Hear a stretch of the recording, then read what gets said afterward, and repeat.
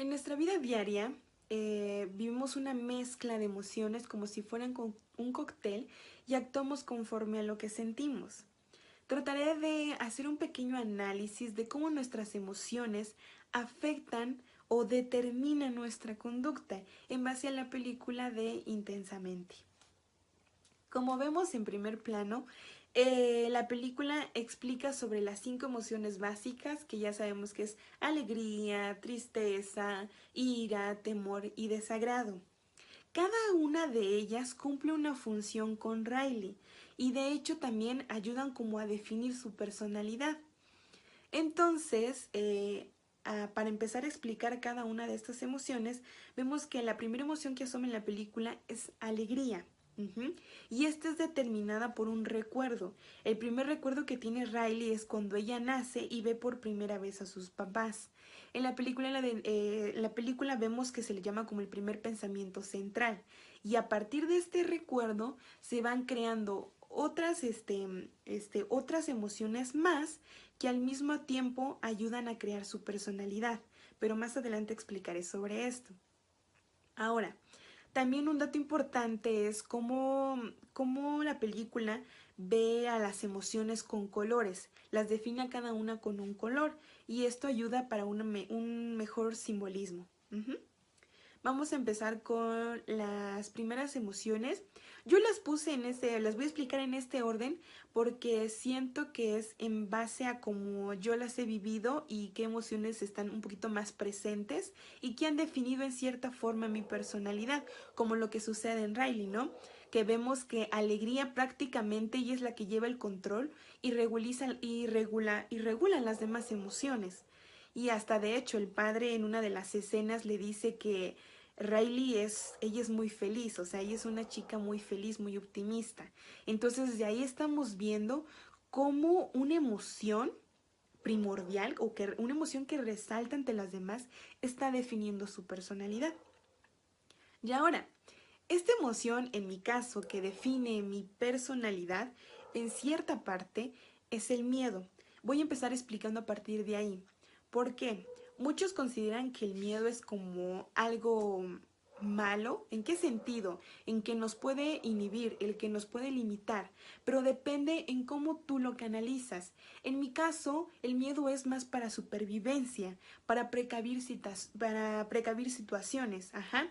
Por ejemplo, distinguir entre lo que es seguro y lo que es el peligro. Entonces, todos estos factores me ayudan a ser más precavida ante diferentes situaciones. La siguiente emoción es alegría. En este caso sí, sabemos que es un estado de optimismo y de buen humor. Y de hecho es así, alegría me ayuda a mí y en otras situaciones a celebrar muchos éxitos o algunas metas que yo he realizado. O experiencias o situaciones que me han producido este estado de entusiasmo y de alegría. La siguiente es la ira. La ira entra cuando estamos en una escena de vulnerabilidad y cuando decimos esta pequeña frase de ya me sacaron de mis casillas, porque de hecho es así. Pero la ira cumple una función que es el ser justiciero, ¿no? ¿En qué sentido? Les puedo poner en este ejemplo. Yo iba a presentar una obra de teatro y a 2 semanas de esta presentación, de la nada me avisan que tengo que ser el personaje principal. Y se puede decir que me lo impusieron, hasta eso no me preguntaron qué papel quería hacer o qué opciones de papeles habían para que yo pudiera elegir. En ese momento me sentí furiosa, me sentí muy molesta con la situación.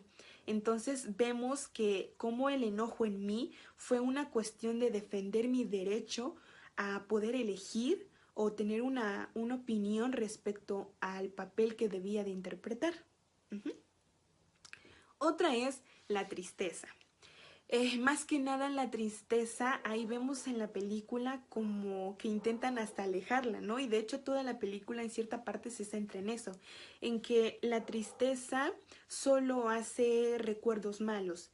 Y de hecho no es así. Y lo vemos en todo el proceso de la película, que la tristeza cumple un papel muy importante, que es el de comprender y la sensibilización. Ajá. El hecho de estar en un estado vulnerable también te ayuda y te causa una emoción de comprensión, Un ejemplo de ello es cuando vemos en la película que está Ding Dong y está llorando y de repente él sabe que ya lo están olvidando. O sea, el amigo imaginario que tiene Riley, pues lo están olvidando y él se pone a recordar todos los momentos en los que pasaba con ella, cantaban y todas esas vivencias de que era de la infancia de Riley. Y él se pone triste y en eso tristeza se acerca a él y lo escucha y hasta al contrario, se puede decir que lloran juntos. Después de eso, después de que Ding Dong se desahoga, él siente una sensación de alivio.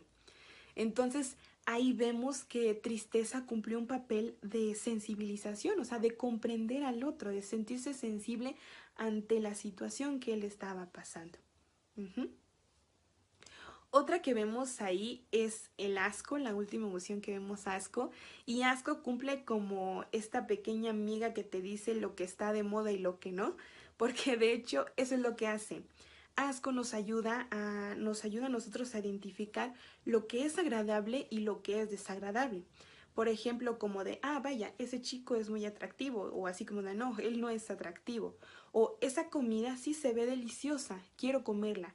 O cuando vemos una comida que un poco desagradable, hasta en el olor, que no nos agrada el tipo de olor que tiene, entonces nos ayuda como de, no, mejor me alejo, se encarga como de protegernos y de que no hagamos algo que nos vaya a hacer sentir mal. Ajá.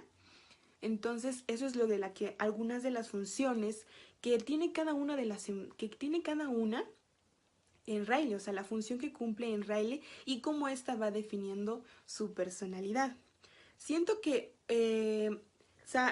bueno, en la película ahí menciona sobre una isla de la personalidad y vemos que a partir de todos estos recuerdos con cada emoción que va presentando, van creando estas islas de la personalidad.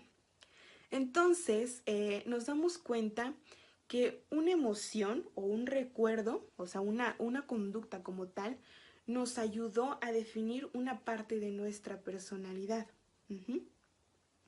Vemos que en Riley, alegría predomina entre todas sus emociones. En mi caso, como les mencionaba tanto, miedo se puede decir que predomina entre la mayoría de mis emociones. Y también lo vemos en la película, con la mamá y con el papá. Cuando pasan las escenas, vemos que en la mente de la madre, la que funciona, la que lleva el mando de todas sus emociones es la tristeza.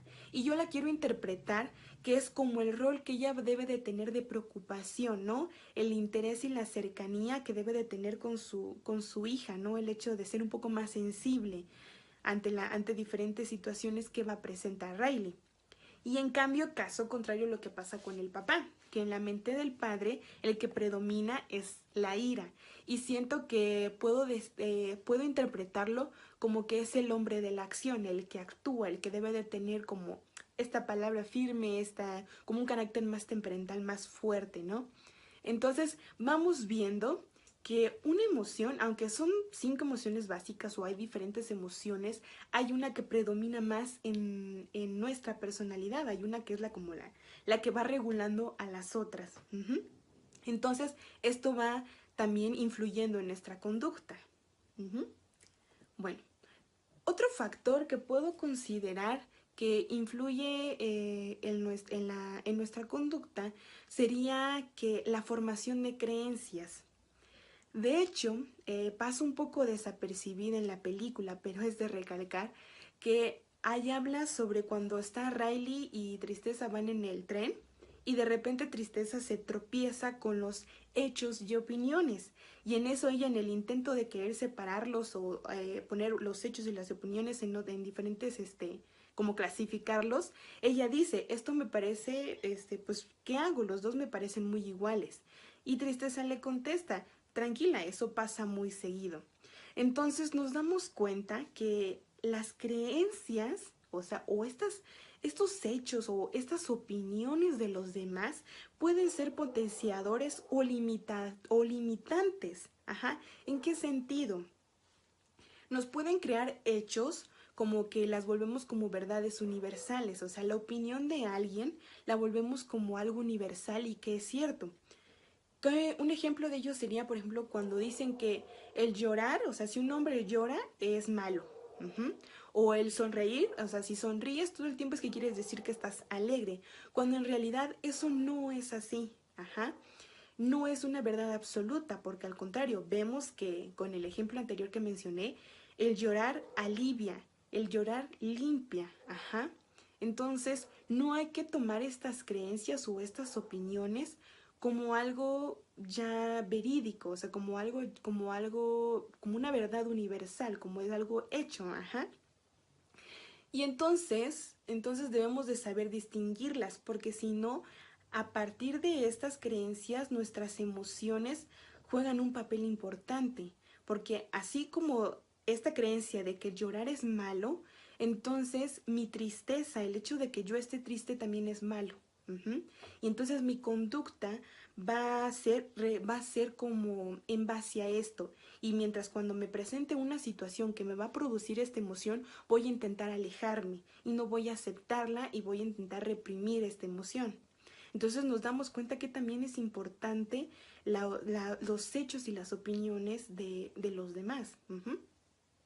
Y bueno, sabemos como principalmente con todas nuestras emociones se contribuyen entre sí. Ajá, cada emoción cumple una función. Y nos damos cuenta que al final de la película estas emociones se mezclan. Ajá, por ejemplo, cuando nos dimos cuenta que tristeza y alegría se pueden llevar de la mano.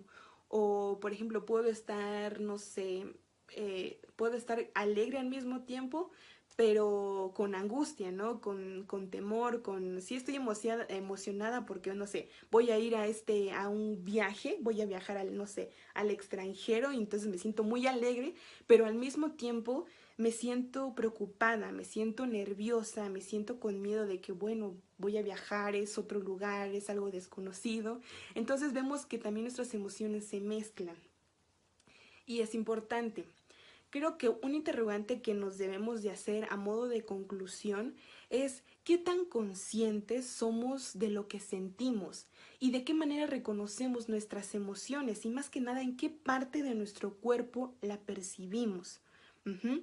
Creo que para ser personas asertivas, tener una actitud un poco más asertiva, debemos de empezar en reconocer nuestras emociones, cómo me estoy sintiendo en este momento y qué voy a hacer. O sea, si ya sentí, ya soy consciente de la emoción que tengo presente, cómo voy a actuar, qué voy a hacer respecto a ella. Ujú. Entonces yo considero y recomiendo que no debemos esconder ni huir de nuestras emociones, al contrario, no debemos de vivirlas, ajá. No debemos esconder nuestra ira, no hay que huir de nuestro miedo, no hay que inhibir nuestras alegrías, no hay que ahogarnos en nuestras tristezas, sino mostrarlas todas, ¿no? Si hay que experimentarlas, hay que vivirlas. Cada emoción es energía y necesita su espacio. Entonces, considero que al momento de expresarnos, debemos de decir qué es lo que sentimos realmente, cómo me siento ante una situación y así poder actuar de una manera más asertiva. Ujú. Entonces, puedo concluir que nuestras emociones sí determinan nuestra conducta, sí son un factor importante, pero más que nada debemos de ser conscientes de esa emoción, que porque a veces nos pasa que, por ejemplo, ¿qué sientes? Creo que desde el primer momento en que alguien nos pregunta, ¿cómo te sientes? Y lo primero que respondemos es bien o mal, pero sabemos que ese bien tiene muchísimas definiciones, demasiados sentimientos, demasiadas emociones que no podemos adivinar, no nos podemos pasar en la vida adivinando qué es lo que siente el otro. Ujú. Entonces, cuando alguien nos pregunte cómo te sientes, es decir lo que tal. Me siento enojada, me siento alegre, me siento angustiada, me siento preocupada, me siento molesta y así vamos a poder identificar mejor nuestras emociones. Al identificarlos vamos a ser un poco más asertivos en nuestras conductas. Ujú. Entonces, con esto concluyo un pequeño análisis sobre las emociones, dando como ejemplo la película de Intensamente. Gracias.